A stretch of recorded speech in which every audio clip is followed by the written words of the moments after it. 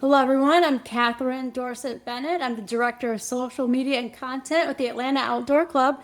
And I am joined by my great friend and fellow enthusiast of the outdoors, Allston Kendall. Hello, Hello, Austin. everybody. Austin, I'm so excited to see that you've got a Tanzania safari adventure on the Atlanta Outdoor Club calendar for 2026. Tell us a little bit about it. Yeah, so this is actually the fourth time I'll be taking a group. We built in a rest day and this one up for the arrival day so people can kind of like catch up after their long flights. But a lot of the core stuff has stayed the same. We're going to meet and greet and hang out with at least four different local tribes and learn about their cultures and interact with them. We're going to visit the Old Divide Gorge, which is the cradle of mankind where all life kind of started. Obviously, we're going to do a lot of game driving and safari. We're going to visit an orphanage and hang out with the kids there and bring some donations over. And then we're going to be doing a canoeing outing. We're going to have a couple of hikes. So it's a good mix. I will say this is not the kind of trip to take if you're all about like hardcore hiking and like every day and like running and all that, because you can't really go running very easily in Africa because, there's animals, it's like every man for themselves, basically. So you don't want to take a risk, but it is a fantastic trip. And everyone who's ever been on this trip has said the same thing, that it's very life changing, that it was amazing. Even those that maybe had gripes about the food or the this, that they loved the experience overall and just the places we got to go and the things we got to see. It's just spectacularly beautiful. So this trip is about 10 days long, 9, 10 days long. And we're going to be visiting Arusha National Park. We're going to be visiting the Ngorongoro crater, which is amazing. You should look it up. Yeah, that's the highlight for me when I went with you in 2012. That was great. Yeah, I think it's almost everybody's favorite. It's just so unique. It's a UNESCO World Heritage Site and Biosphere Preserve. And it's this massive giant collapsed caldera that's miles wide. It has these huge steep walls and all these animals in it. It's just gorgeous. And then, of course, we're going to be visiting a couple different areas of the Serengeti. So it's going to be an amazing trip. It's going to be a lot of fun. Oh my gosh. So who are you working with? Who's the outfitter that you're going to be coordinating with? Yeah, so all four of my trips have been coordinated through the same guide in Africa. His name is Adam, and he has worked as a guide for years and years. He actually is Maasai, which is one of the tribes there. He grew up locally and is a trained naturalist.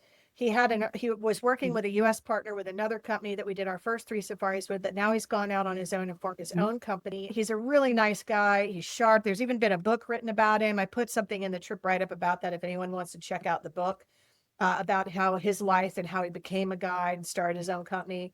He's really great, and I totally trust him. Like I said, I've worked with him on all three of the other safaris. He's taken fantastic care of us. We're friends on Facebook with him and a lot of the other guides we've had over the years. He always has fantastic guides that he brings in to work with our groups. So yeah, that's who we're working with, is Adam and his company. You have been there several times already.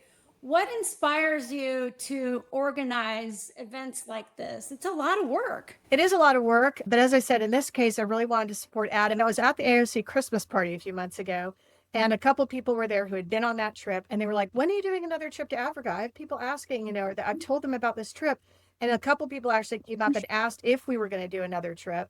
And so I realized there was kind of enough interest to maybe generate a large enough group to support a trip. And then just in general, I love traveling. And for me, going back to Africa, of course, I love the scenery. I love the people. They're really nice. I would happily go back all the time if I could. Like I said, for me, it's kind of like watching a favorite movie with somebody who's never seen it before. Because even though I've been there, watching everyone else's reactions when like they see their first giraffe or they see their first elephant or they see the Serengeti for the first time, I sit back and it's so much fun for me just to with them and have them experiencing it kind of for the first time in front of me. It's pretty awesome. That's how I feel when I'm leading events that I've done before. I like seeing the person that hasn't been there, their expressions and their excitement about that place. So I completely understand what you're saying. Can you tell us a little bit about the lodging? What can they expect from the lodging? These are really nice lodges. They have all the rooms are double occupancy. Everyone has their own bed. Usually it's a double or a queen per person. They have ensuite bathrooms with running water. They're really nice. They're very nice lodges. Like I said, great staff, great service, and lots of space in all the rooms. Wow, it is a very magical place. Now, tell us a little bit about your co-lead. So yeah, Stephen Redmond is my co-lead. He actually was my co-lead on the last safari that we did. He's fantastic. He and I have traveled all over the world together. We've traveled in the US. We've done trips with friends to Portugal and to Scotland, like 2-week trips to each of those. So he and I work really well together. We've been friends for like 15 years. He's a great guy. He's really on it in terms of helping organize, especially once we actually get there and making sure everyone knows where they need to be and everything else. So he's great. I'm sure some of the people watching this have met him and know him. But yeah, so Steven's my co-lead. And like I said, he's done this once before too. So you have 2 experienced co-leads, which is nice. That's fantastic. It's always nice to know that the person or the people in this case leading the event are experienced, and you obviously have a great relationship with the outfitter, Adam. So it just sounds like it's going to be really well organized and it's going to be an absolutely incredible adventure. Oh my gosh, I think that sounds fantastic. If I had the time and more money right now, I would sign up for it too. It's definitely, for me, it was a once in a lifetime experience when I went in 2012. I kind of did it for my 40th birthday, so that was a special gift to myself. Me too. That was kind of my early 40th birthday present that time we went as well. Can you tell us a little bit about the flight? Like, how long does it take to get there from Atlanta? Yeah, there are a couple ways. I know people have taken different routes, but the most common one that most people end up doing is you fly direct from Atlanta to Amsterdam, which is about 9 hours. And then you typically have a 2 to 4 hour layover. Some people will lay over longer though and see a little bit of Amsterdam or take a break and rest between flights. You can do that. You can work with the airline to do that. I would recommend at minimum a 4 hour layover just because you never know with delays and it's less stressful. I once had a 2 hour, exactly. which I didn't plan that way, but it ended up being 2 hours and we almost missed our connecting flights. I do not recommend that on an international. But so you fly to Amsterdam and then it's another 9 hour flight from Amsterdam and down to Kilimanjaro Airport. But yeah, it's pretty straightforward. So here to Amsterdam and then Amsterdam to Arusha. wow, you are filled with information. I love this. Can you tell me a little bit? I know you've been there several times now. And I know you've had so many wonderful memories and experiences, but what's one particular one, if you're looking back, that stands out to you from your trips over to Tanzania? Our very first trip, we were over there and we were in the southern Serengeti, an area called the Ndudu Woodlands, which we're going back to on this trip. And it's known for cheetahs. And we saw a female cheetah and she had 6 little babies with her. They still were young enough to have the little mohawks, on their backs. They were so cute. And we watched her with them for a while. And then she bedded them down in some grass. And then she went and stalked and chased and killed a teenager wildebeest while we watched her, and then called her babies over to her. And so our 2 trucks pulled up nearby and we were just watching.